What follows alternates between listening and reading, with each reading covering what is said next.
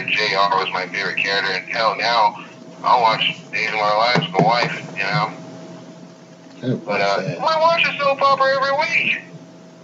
I mean, I could do The Young and the Restless, but All My Children, that is. All My Children was great. I could do Young and Restless, but my God. I'm seriously I used to watch General Hospital. Yeah, but apparently he left the company, and I guess now they're going to be looking for a new head writer. Again. He left on his own accord, so apparently he couldn't hack it because maybe Vince was getting on his case. I mean, what is the role? Like, do you know the general role of this head writer? Is he supposed to write every single segment? Is he supposed to do? You're head writer, but in reality, Vince is the head writer. Yeah, like you're just a figurehead, and you probably review the actual, the preamps that they give you, Basically got to bounce off ideas and stuff like that until Vince likes and more. Him and probably definitely get final approval with all this because stuff. they probably have an editor, but the editor doesn't really edit, and instead the head writer edits, and then the editor just agrees. That's what they pay you to do. I mean, it's either agree or disagree. That job, because I know it's got to be stressful. Oh, it's got to be a crap job. So basically, the head writer, you just bounce ideas off of him or her with the McMahons, and then they do the edits and whatever they like, they put in the script. Pretty much, yeah. So, the McMahons determine what goes in the scripts.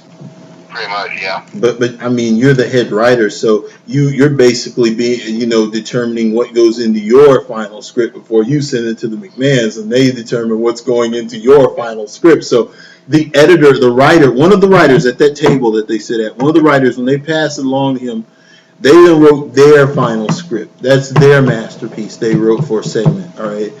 They all tally all the scripts together and make the full script, and they give it to the head writer. The head writer goes through there and makes it turns into his script.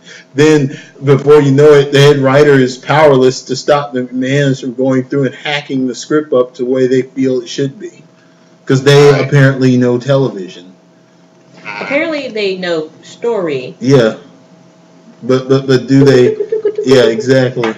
So, a bunch of rich people who have had no kind of writing experience, but they've been in the business long enough, give them credit for that. However, they're going to sit there and hack up the head writer's script, who I'm praying was hired because he actually knows something about wrestling storylines, which I'm totally wrong about.